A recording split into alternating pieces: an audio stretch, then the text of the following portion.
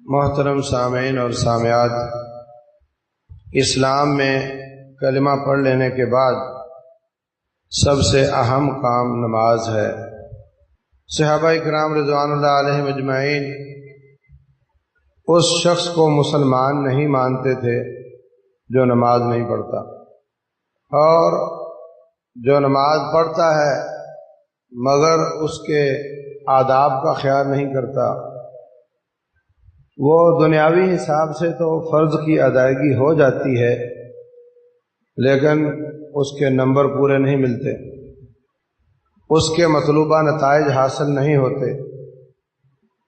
تو لازمی چیز یہ ہے کہ ہم اللہ تبارک و تعالیٰ کے سامنے کھڑے ہیں، ہاتھ باندھ کر کھڑے ہیں، زبان بندی کر کے کھڑے ہیں۔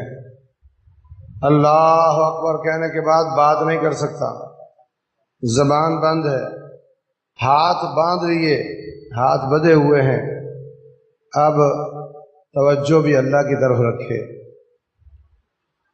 نماز کے ترجمے پر غور کرے، میں کہاں کھڑا ہوں، کس رب کی دربار میں کھڑا ہوں، اس کے کیا ادب آداب ہیں۔ دنیا میں کوئی آئی جی کے دفتر میں چلا جائے، اس کی گھگی بند ہو جاتی ہے، ہونٹ کانپنے لگ جاتے ہیں، اور ہم مسجد میں کھانستے رہتے ہیں، دوران نماز باجماعت کھانستے رہتے ہیں۔ اور عجیب بات یہ ہے کہ سلام پھیرنے کے بعد کھانسی بند ہو جاتی ہے، باجماعت کھانستے ہیں، اس لیے کہ ہمیں اس بات کا احساس کمزور ہو گیا ہے کہ ہم کس کے دربار میں کھڑے ہیں۔ رسول اللہ صلی اللہ علیہ وسلم سے حضرت جبریل نے پوچھا، مل احسان یا رسول اللہ، اے اللہ کے رسول احسان کیا ہے صلی اللہ علیہ وسلم؟ فرمایا، الاحسان ان تعبد اللہ کأنک تراہ، تو ایسے رب کی عبادت کرے جیسے اللہ کو دیکھ رہا ہے۔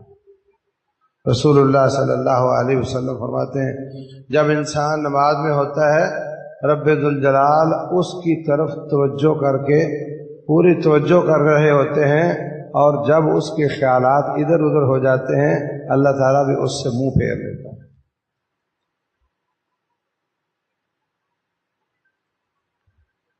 ان اللہ لا يقبل عن قلب غافل لاہن، اللہ تعالیٰ ایسے دل کی عبادت قبول نہیں کرتا، دعا قبول نہیں کرتا جو غافل ہو، جس کی توجہ نہ ہو۔ اور توجہ کا عمل یہ اتنا عجیب ہے کہ آپ دنیاوی کاموں میں بھی سوچو تو جو کام توجہ سے کیا جائے اور جو کام بے توجہی سے کیا جائے فرق ہوتا ہے یا نہیں؟ دو نوجوان ورزش کر رہے ہیں، دونوں نے ہاتھوں میں وزن اٹھایا ہوا ہے، اور وہ کبھی اوپر کرتے ہیں کبھی نیچے کرتے ہیں۔ سائنسدان کہتے ہیں جس کی توجہ ورزش میں ہے اس کے مسل بنیں گے، اور جس کی توجہ مسل میں نہیں ہے، ورزش میں نہیں ہے، اس کو تھکاوٹ ہوگی، اس کو پورا نتیجہ نہیں ملے گا۔ کیوں؟ دماغ کے تین حصے ہوتے ہیں، ایک کو کانشس بولتے جو سوچتا ہے، دوسرے کو ان کانشس بولتے ہیں، اور تیسرے کو سب کانشس بولتے ہیں۔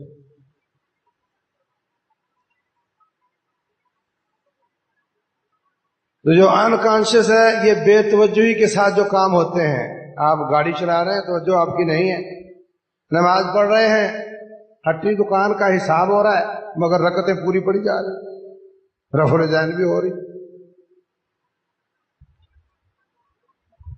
لیکن توجہ اس کی نہیں ہے۔ اور ایک ہوتا ہے سب کانشس تحت شعور، ایک ہوتا ہے شعور لا شعور، اور ایک تحت شعور۔ تو جو شخص توجہ کے ساتھ شعور کے ساتھ نماز پڑھتا ہے، شعور کے ساتھ ورزش کرتا ہے، دماغ ساری قوتیں اس طرف مبذول کر دیتا ہے کہ اب یہ بازو کو استعمال کر رہا ہے، اس کا بازو مضبوط ہونا چاہیے۔ سارے کیمیکل، ساری قوتیں اس بازو کی طرف کھینچ کر لے آتا ہے کہ یہ بازو استعمال کر رہا ہے، اس کو قوت چاہیے، بازو مضبوط کرنے کی ضرورت ہے۔ اب جانتے نہیں، جس کی ایک بازو ہے دوسری نہیں ہے، اس کی وہ ایک ہماری ایک سے زیادہ مضبوط ہوتی ہے۔ آپ دیکھتے نہیں کہ طالب علموں کو چشمہ ہمیشہ دور کا لگایا جاتا ہے، پڑھنے پڑھانے والوں کا چشمہ ہمیشہ مائنس کا ہوتا ہے، کیونکہ وہ قریب ہمیشہ دیکھتے ہیں اور دماغ قریب والے کو مینٹین رکھتا ہے کہ اس کی زیادہ ضرورت قریب ہے، اس کو ٹھیک رکھو، اور دور والے پر توجہ اس کی نہیں ہے تو دماغ کی بھی نہیں ہے۔ انسان کے اندر ایک ڈاکٹر بیٹھا ہوا ہے، اس کے پاس ڈسپینسری بھی ہے، اس کے پاس لیبارٹری بھی ہے، سارے کیمیکل اس کے پاس ہے۔ آپ اگر کونیوں پر کرالنگ شروع کر دیتے ہیں تو حق تو یہ ہے کہ کونیاں گھس جائیں اور خون نکل آئے، لیکن وہ چمڑا اتنا ہی زیادہ مضبوط ہو جاتا ہے۔ کون کرتا ہے اس کو؟ اندر بھی ایک ڈاکٹر بیٹھا ہوا ہے جو یہ دیکھتا ہے کہ چونکہ آج کل کونیوں کا استعمال زیادہ ہے، اس لیے اس کو مضبوط کرو۔ ڈرائیور کی نظر ہمیشہ دور کی درست ہوتی ہے، قریب کی کمزور ہوتی ہے، اس لیے کہ دماغ اس کی دور والی کو مینٹین رکھتا ہے، اس کو اس کی ضرورت ہے۔ تو یہ اللہ تعالیٰ کی عجیب قدرت ہے کہ جس پر آپ کی توجہ ہے اسی پر سب کانشس توجہ دے کے اسی کو اچھا کرتا ہے۔ اگر آپ عمرے پر چلے جائیں، آپ کے کمرے کو آپ کی بیوی بند کر دے گی، کہتی ہے 15-20 دن بعد جس دن آنا ہوگا اس دن صفائی کر لیں گے۔ روزانہ صفائی کریں، کیا ضرورت ہے؟ اس میں لیٹنا کسی نے نہیں ہے۔ گاڑی کھڑی ہوگی، اس کی بھی روزانہ صفائی نہیں کوئی کرے گا، جس دن اس نے آنا ہوگا اس دن صفائی کر لیں گے۔ کیا ضرورت ہے خام خواہ صاف کرتے رہو جبکہ اس نے استعمال نہیں ہونا؟ ایسے ہی آپ کا دماغ آپ کے جسم کے بارے میں جو چیز استعمال ہوتی ہے اس کو مینٹین رکھتا ہے، اس کی طرف توجہ کرتا ہے، اور جس کی طرف توجہ نہیں ہوتی وہ خراب ہو جاتی ہے۔ کیوں؟ جب یہ چیز استعمال نہیں ہو رہی تو اس کو مینٹین کیوں کریں؟ ورزش کرنے سے جسم مضبوط کیوں ہوتا ہے؟ وہ تو تھک جانا چاہیے، قوت استعمال ہو گئی، اس کو ختم ہو جانا چاہیے، وہ اور زیادہ مضبوط کیوں ہو جاتا ہے؟ کہ جسم کا دماغ ادھر توجہ کرتا ہے کہ اب اس کا جسم حرکت میں ہے، استعمال میں ہے، اس کو بہتر کرو۔ دنیا میں بھی جس بات پہ توجہ دی جائے وہ اچھی ہو جاتی ہے، عبادت میں بھی جس پر توجہ دی جائے وہ اچھی ہو جاتی ہے۔ دماغ کا بڑا کام ہے۔ فرمایا انا عند ظن عبدی بھی، میں اپنے بندے کے گمان کے پاس ہوتا ہوں۔ اگر میرے بارے میں وہ یہ سوچتا ہے کہ اللہ میرے ساتھ اچھا سلوک کرے گا تو میں اچھا کرتا ہوں، اگر وہ بدگمانی کرتا ہے تو میں ویسے ہی کرتا ہوں۔ ایک شخص الٹے ہاتھ سے کھا رہا تھا، رسول اللہ صلی اللہ علیہ وسلم نے منع فرمایا، کہتا جی میں اٹھا نہیں سکتا، جبکہ وہ اٹھا سکتا تھا۔ سیدھا ہاتھ میرا ٹھیک نہیں، جبکہ وہ ٹھیک تھا۔ فرمایا اگر تو نہیں اٹھا سکتا تو نہ ہی اٹھا سکے، پھر وہ اٹھا نہیں سکا۔ ایک بزرگ آدمی کو بخار ہو گیا، رسول اللہ صلی اللہ علیہ وسلم فرماتے ہیں لا باس طہور انشاءاللہ، کوئی پریشانی کی بات نہیں، یہ تیری بیماری تیرے لیے طہارت کا سبب بنے گی، تیرے گناہوں کا کفارے کا سبب بنے گی. کہتا ہے جی طہارت کہاں، اب تو بڈھی جان ہے، یہ بخار تو اس کو قبریں دکھا کر ہی دم لے گا. فرمایا چلو پھر ایسے ہی صحیح، جو تو نے گمان کیا ویسے ہی صحیح. تو ذہن اور دل کی توجہ اس کا بڑا دخل ہوتا ہے. جب آپ نماز توجہ کے ساتھ پڑھتے ہیں تو اس کے نمبر اور ہوتے ہیں، اور جو آٹو پہ لگا دیتے ہو نا پھر ٹھیک ہے، دماغ کہیں اور جسم کہیں اور حرکتیں کر رہا ہے، پھر وہ پورے نمبر نہیں لیتے، وہ نماز پورے نمبر نہیں لیتے. آپ رب کے سامنے ہاتھ باندھ کر اللہ تعالیٰ سے کیا مانگتے ہو؟ ثنا، اللہ کی تعریفیں کرتے ہو.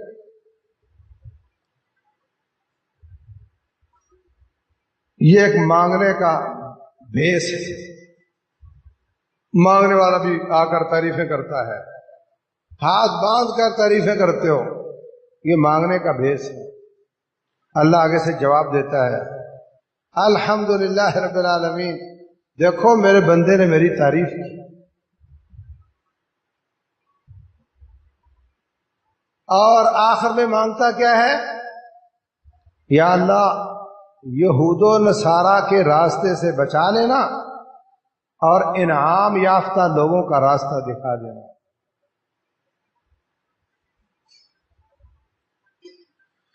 یہود و نصارہ کے راستے سے بچا لینا اور انعام یافتہ لوگوں کا راستہ دکھا دینا. انعام یافتہ کون ہے؟ اولئک مع الذین انعم اللہ علیہم من النبیین، نبی ہیں، والصدیقین والشہداء، صدیق ہیں، شہداء ہیں، والصالحین اور نیک لوگ ہیں. یا اللہ ان کا راستہ دکھا دے، یہود و نصارہ کے راستے سے بچا لے، مگر توجہ نہیں ہے. کتنا برا لگتا ہے انسان کہ شکل اس کی ہندوؤں والی ہو اور کہے یا اللہ ہندوؤں کا راستہ نہ دکھانا. ہاں،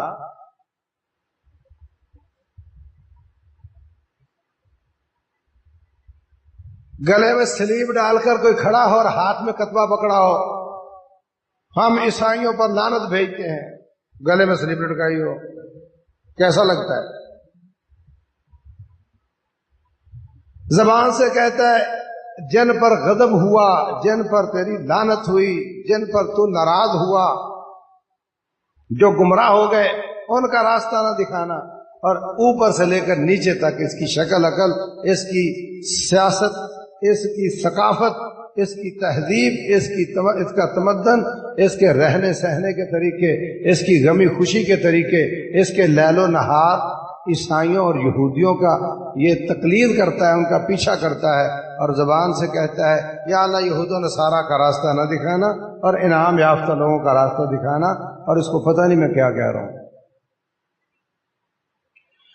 اگر اس کو معلوم ہو کہ میں کیا کہہ رہا ہوں تو اس کی تاثیر اس کے اوپر نظر آئے کہ یہ کتنی غلط بات ہے کہ میں ان سے پناہ مانگتا ہوں اور ان کی ہی تقلید کرتا ہوں، ان کے پیچھے چلتا ہوں. یہ کب ہوگا؟ جب اس کی نماز میں توجہ ہو. پھر رکوع میں چلا جاتا ہے. رسول اللہ صلی اللہ علیہ وسلم نے جو رکوع کا طریقہ بتایا ہے اس میں کمر بالکل سیدھی ہو، اوپر گلاس پانی کا رکھو تو گرے نہیں.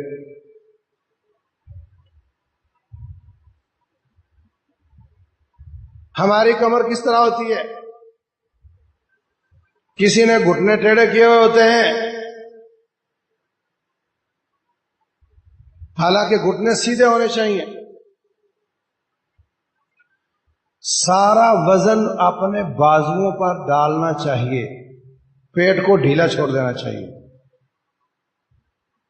کمر اپنا وزن خود نہ اٹھائے بلکہ کمر کا وزن ہاتھوں نے اٹھایا ہوا ہو.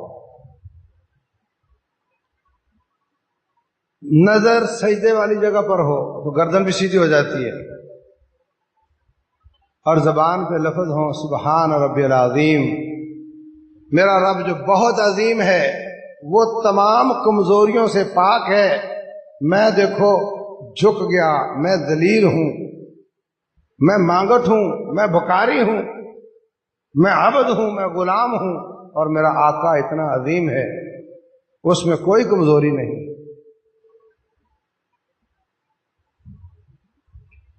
توجہ کر کے دیکھ لینا، نماز کے بعد جو نفل پڑھ رہے ہوں گے ان کی طرف دیکھ لینا، جس میں کمزوری دیکھو اس کو پکڑ کر سمجھایا کرو۔ نماز کے بعد اس کو پکڑ لو، پیار کے ساتھ محبت کے ساتھ سمجھاؤ کہ تیری یہ چیز نماز میں غلط ہے۔ ایک شخص نفسیاتی طور پر بیمار ہو گیا، اتنا شدید کہ اس کو نفسیاتی ہسپتال میں داخل کروانا پڑا۔ جب وہاں سے آیا طبیعت اس کی بہتر تھی، میں نے اس سے پوچھا کہ دوائیوں کے علاوہ وہ آپ کو کیا ورزش بتاتے تھے یا کوئی کام؟ کہنے لگا رکوع کرواتے تھے اور کہتے تھے کمر تیری بالکل سیدھی ہونی چاہیے۔ یہ نفسیاتی بیماری کا علاج ہے۔ ایک بھائی جرمنی سے پڑھ کر آیا، وہ کہتا ہے جب لمبا رکوع کیا جاتا ہے، جسم کو اس کا خون اس میں آئرن ہے اور زمین کے اندر مقناطیس ہے، گریوٹی جس کو بولتے ہیں۔ جب آپ چلتے ہیں، قدم اٹھاتے ہیں تو دوبارہ نیچے قدم خود جاتا ہے، زمین کھینچتی ہے۔ جب آپ لمبا رکوع کریں گے اور کبھی چت لیٹ جاتے ہیں سونے کے لیے، کبھی الٹا لیٹنا منع ہے، نہیں لیٹ سکتے، تو آپ رکوع کریں گے تو زمین اپنی کشش کے ساتھ آپ کے خون کو نیچے کھینچے گی۔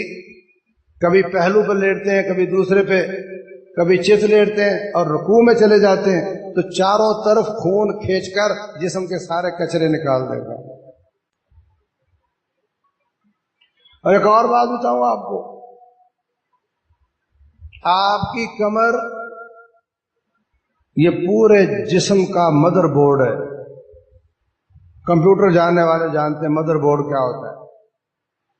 اس میں ہی آواز کا کارڈ لگتا ہے، اسی میں ہی دیکھنے کا کارڈ لگتا ہے، اسی میں ہی آپ کا ماؤس لگتا ہے، اسی میں ہی آپ کا کی بورڈ لگتا ہے، اسی میں پرنٹر لگتا ہے، جو ایک بیچ میں بڑا کارڈ ہوتا ہے جس میں سب کچھ لگ رہا ہوتا ہے۔ اسی طرح انسان کی کمر، اس کے ہر مہرے سے نرو نکلتے ہیں، گردن سے لے کر یہ مختلف گلینڈز ہیں، ان کے نرو نکل رہے ہیں، آگے پھر جنکشن بنتا ہے جو کندھوں کے نرو اس سے نکلتے ہیں۔ اگر یہاں خرابی آ جائے تو بازو حرکت کرنا بند کر دیتا ہے، جس کو فالج کہتے ہیں۔ نیچے دل کے، اس کے نیچے دماغ، اس کے نیچے گردے اور جگر اور لبلبا اور پتا، یہ سب کے سب اللہ تعالیٰ نے دل کے ساتھ، دماغ کے ساتھ اس کو جوڑا ہوا ہے۔ جب آپ کی آنکھوں کے سامنے مٹھائی آتی ہے، دماغ کو آنکھ بتاتی ہے، فوری طور پر دل لبلبے کو حکم دیتا ہے انسولین زیادہ بنانا، اس لیے کہ آج کھانا مٹھائی والا ہے، وہ زیادہ انسولین بناتا ہے۔ جب آپ کے سامنے بھنے ہوئے گوشت یا پراٹھے آتے ہیں تو دماغ دیکھ کر فوراً پتے کو کہتا ہے تیزاب زیادہ بنانا۔ یہ ایک سسٹم ہے، یہ سب کانشیس ہے، یہ آپ سے نہیں پوچھتا، یہ سسٹم خود ہی چل رہا ہوتا ہے۔ آپ کبھی سو رہے ہوں، آپ کی پاؤں میں کوئی خارش کرے، فوراً پاؤں ہلا دیتے ہو، آپ سے کوئی پوچھے آپ کو کچھ پتا نہیں ہوتا، اس لیے کہ آپ کا کانشیس والا دماغ سوتا ہے اور سب کانشیس سوتا نہیں، وہ جاگ رہا ہوتا ہے، وہ آپ کے جسم کو مینٹین کر رہا ہوتا ہے۔ سوتے میں آپ کے دماغ کی جو فائلیں بکھری ہوئی ہیں ان کو سمیٹ رہا ہوتا ہے، وہ بہت زیادہ مصروف ہوتا ہے سوتے میں، وہ سارے کام کر رہا ہوتا ہے۔ تو جب آپ رکوع کرتے ہیں اور کمر سیدھی کرتے ہیں اور پاؤں اپنے بازوؤں پر وزن ڈال کر کمر کو ڈھیلا کر دیتے ہیں، پیٹ کو ڈھیلا کر دیتے ہیں، تو وہ عمر کے گزرنے کے ساتھ ساتھ مہرے کمزور ہو جاتے ہیں اور وہ ان نروز کو دبانے لگ جاتے ہیں. جب ان کو دباتے ہیں تو ہر عضو کا گلا دب جاتا ہے، اس کو خوراک نہیں ملتی، جگر پورا کام نہیں کرتا، لبلبا پورا کام نہ کرے تو شوگر ہو جاتی ہے، گردے پورا کام نہیں کرتے. اور مسلمان جب رکوع کرتا ہے 5-7 سیکنڈ کا ہی صحیح، اتنی دیر ان مہروں میں فاصلہ بڑھ جاتا ہے اور وہ جو نرو نکلتے ہیں جن کا گلا دبا ہوا ہوتا ہے ان کو ریلیف مل جاتا ہے. رسول اللہ صلی اللہ علیہ وسلم لمبا رکوع فرماتے. صحیح بخاری میں ہے، عبداللہ بن عباس رضی اللہ عنہ فرماتے ہیں ایک دن میں نے اپنی خالہ میمونہ رضی اللہ عنہ سے کہا کہ میں نے آپ کے گھر رات کو آرام کرنا ہے. نیت یہ تھی کہ سونا نہیں، آپ کی عبادت کو دیکھنا ہے. فرماتے میں جا کر لیٹ گیا، سویا نہیں تھا. نبی صلی اللہ علیہ وسلم تشریف لائے، سو گئے، میں جاگتا رہا. اٹھے، میں بھی اٹھا، وضو کروایا، مسواک پیش کی، پھر اپنا وضو کیا. آپ نماز پڑھ رہے تھے، میں آپ کے الٹے ہاتھ پہ کھڑا ہو گیا. آپ نے میرے بالوں سے پکڑ کے مجھے سیدھے ہاتھ پہ کر دیا، کیونکہ 2 نمازی ہوں تو امام الٹے ہاتھ پر ہوتا ہے. پھر آپ نے قرأت شروع فرمائی، سورہ بقرہ پڑھنی شروع کر دی.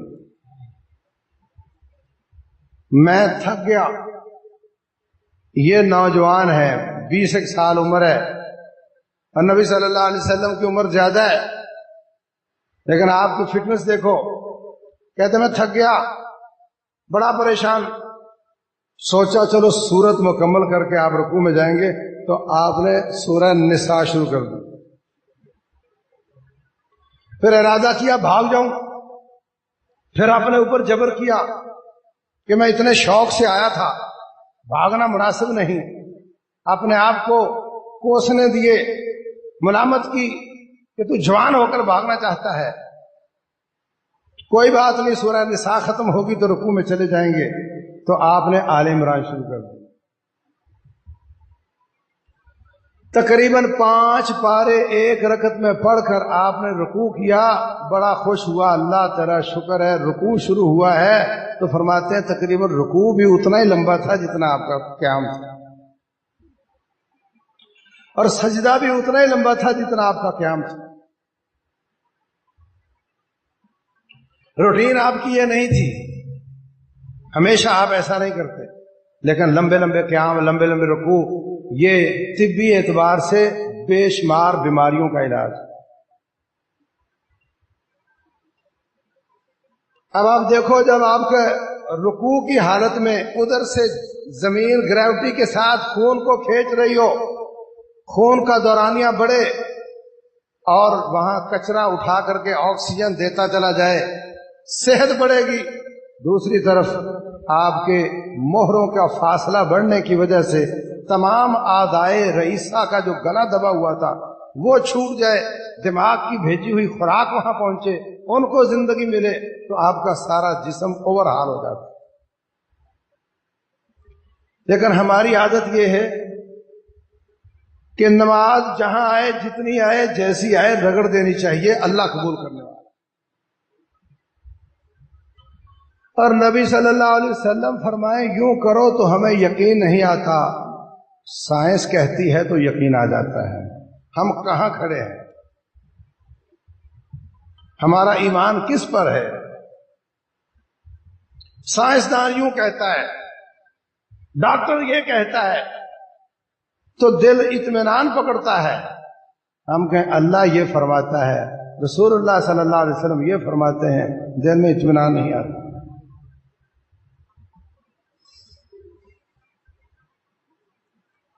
لوگ کہتے ہیں بلڈ پریشر ہو تو نمک نہ کھاؤ،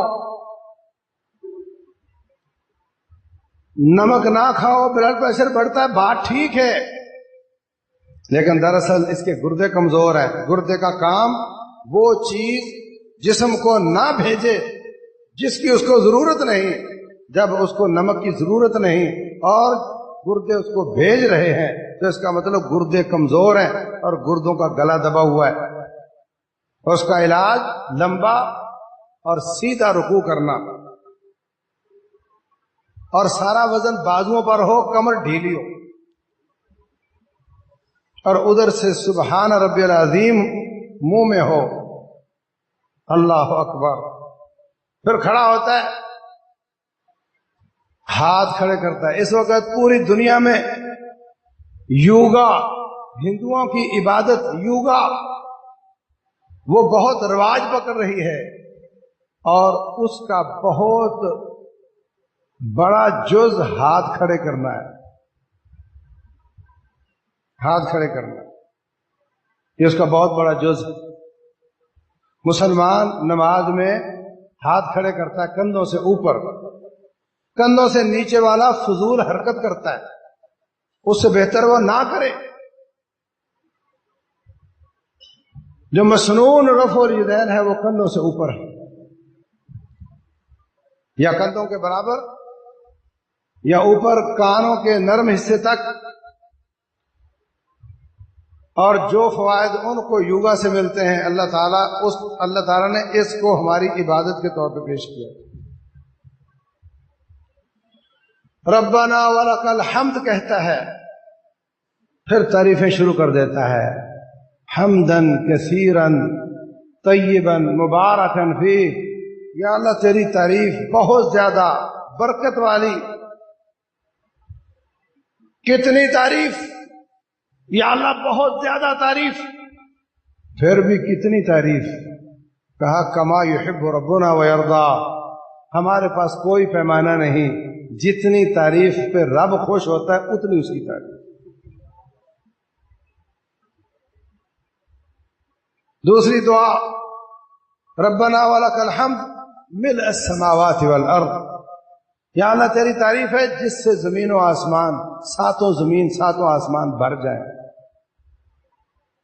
वमिल मा शि'त मिन शैइन बअद, जमीन और आसमान के बाद या अल्लाह हमें तो ये पैमाने नजर आते हैं, इससे बड़ी चीज तो हमारे इल्म में है कोई नहीं। या अल्लाह जो तेरे इल्म में इससे भी बड़े बड़े पैमाने हैं, तेरी तारीफ से वो भी भर जाए। अहल सनाइ वल मज्द, हम तेरी जात में जितने मुबालगे कर लें, तेरी जात में मुबालगा नहीं होता, तो उसका भी लायक ही होता है, तो उस तारीफ के भी लायक होता है। अहक्कु मा क़ाल अल अब्द, बंदा जितनी चाहे मुबालगा अमेजी कर ले, तू उसका हकदार है। व कुल्लुना लका अब्द, हम सब तेरे बंदे हैं। अल्लाहुम्मा ला मानिअ लिमा आतैत, जिसको तू देना चाहे कायनात उल्टी लटक जाए, उसको रोक नहीं सकती। वला मुअति लिमा मनाअत, जिसको अल्लाह रोकना चाहे, सारी कायनात देना चाहे, नहीं दे सकती। वला यनफउ ज़ल जद्द मिनकल जद्द, या अल्लाह अगर तू किसी को नुकसान देना चाहे तो उसके राबते, उसकी वाकफियत, उसका पैसा, उसके इख्तियारात कोई आड़े नहीं आ सकते।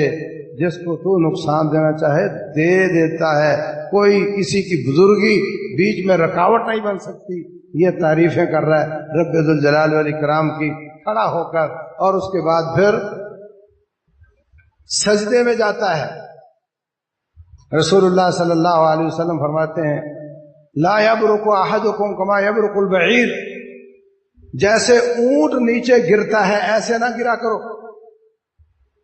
कभी ऊंट की सवारी की है, पहले वो आगे की तरफ से झुकता है, पिछली टांगें खड़ी रखता है, और बंदे को आगे की तरफ धक्का लगता है, फिर बाद में पिछली टांगें फोल्ड करता है तो वो बैठ जाता है। इस तरह रुकू के बाद बैठने से मना फरमाया कि इंसान टांगे फोल्ड ना करे और आगे से गिर जाए, ये ऊंट की तरह बैठना है।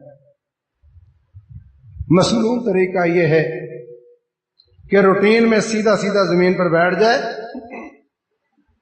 टांगे फोल्ड करे, बाद में हाथ रखे, फिर घुटने रखे और सजदे में चला जाए। सजदे में चला गया اب کیا ہے، کھڑا تھا، انسان صرف کھڑا ہوتا ہے اور کوئی جاندار کھڑا ہو کر نہیں چلتا، وقتی طور پہ تھوڑا بہت کوئی کھڑا ہوتا ہے، مستقل طور پر کھڑا ہو کر صرف انسان چلتا ہے۔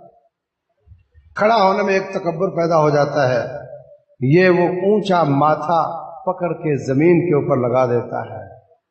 رسول اللہ صلی اللہ علیہ وسلم فرماتے ہیں ترب وجہک، اپنے چہرے کو خاک آلود کیا کرو۔ جتنا رب کے سامنے ذلیل و خوار ہوگے اتنا کائنات کے سامنے عزتوں سے نوازا جائے گا، اور جتنا رب کے سامنے تکبر کرو گے اتنا رب ذوالجلال کائنات کے سامنے ذلیل کرے گا۔ مسجد میں صفیں نہیں ہوتی تھی، کچی مٹی پہ نماز پڑھتے تھے،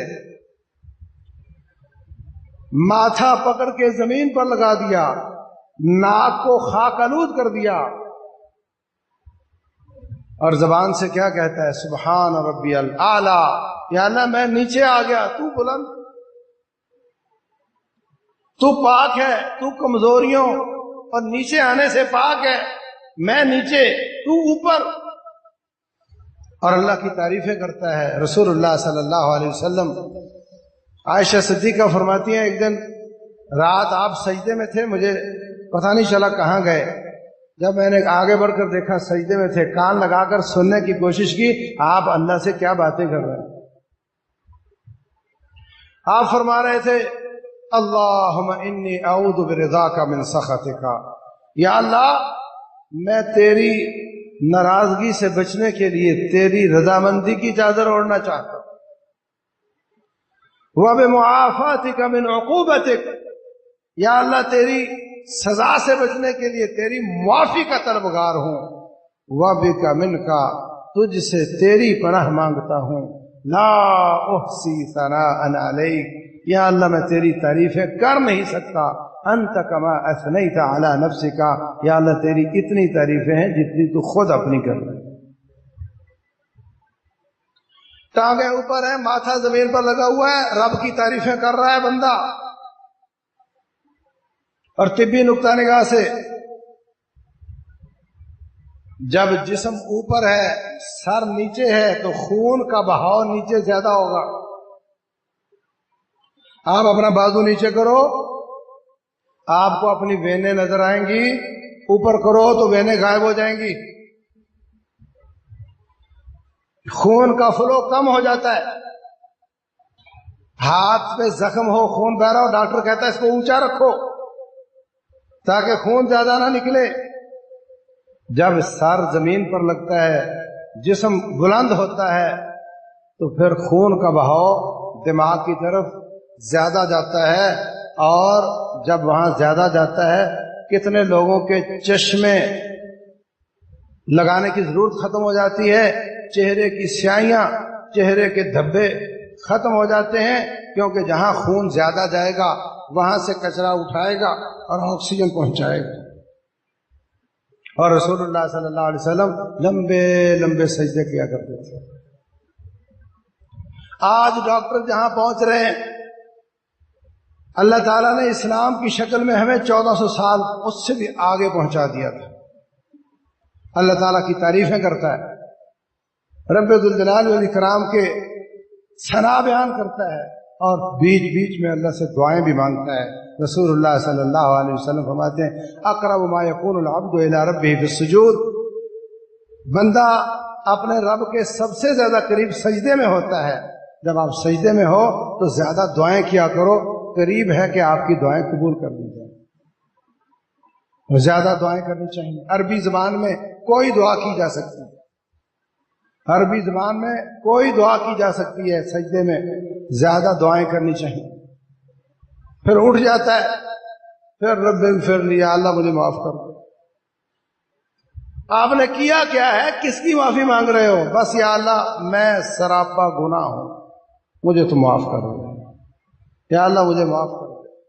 پھر سجدے میں پڑ جاتا ہے، پھر اٹھتا ہے تو رب کی تعریفیں شروع کر دیتا ہے۔ جو نماز کا مطلب سمجھے، نماز کی کیفیتوں کی باڈی لینگویج سمجھے، نماز کا معنی سمجھے اور توجہ کے ساتھ پڑھے گا اللہ تعالیٰ نماز کا اجر بھی پورا دے گا، اور اس کے ساتھ ساتھ اللہ تبارک و تعالیٰ اس کو طبی فوائد بھی دے گا، دنیاوی فوائد بھی دے گا۔ یاد رکھو تمام عبادات کے فائدے دنیا میں بھی ملتے ہیں، آخرت میں بھی ملتے ہیں۔ من عمل صالحا من ذکر او انثی وهو مومن، جو شخص نیک کام کرتا ہے، مرد ہو عورت ہو، ایمان کی حالت میں، فلنحیینہ حیاتا طیبہ، ہم اس کی زندگی کو بہترین زندگی بنا دیتے ہیں، یہ دنیا کا اجر ہے۔ ولنجزینہم اجرہم باحسن ما کانوا یعملون، اور ان کا اجر آخرت میں بھی بہترین دیں گے۔ تو یہ نماز کے دنیاوی فوائد بھی ہیں، اخروی فوائد بھی ہیں۔ وقت بھی دیا، گھر سے بھی نکلے، وضو بھی کیا، بستر بھی چھوڑا، گرمی بھی برداشت کی، سردی برداشت کی، اور اگر توجہ نہ کرنے کی وجہ سے، ترجمہ نہ سمجھنے کی وجہ سے محروم رہ گئے تو دنیا بھی گئی، آخرت بھی گئی۔ اس لیے ہمیں ان باتوں پر غور کر کے عمل کرنے کی کوشش کرنی چاہیے۔ اللہ تبارک و تعالی سمجھنے اور عمل کرنے کی توفیق دے۔ وما علینا الا البلاغ۔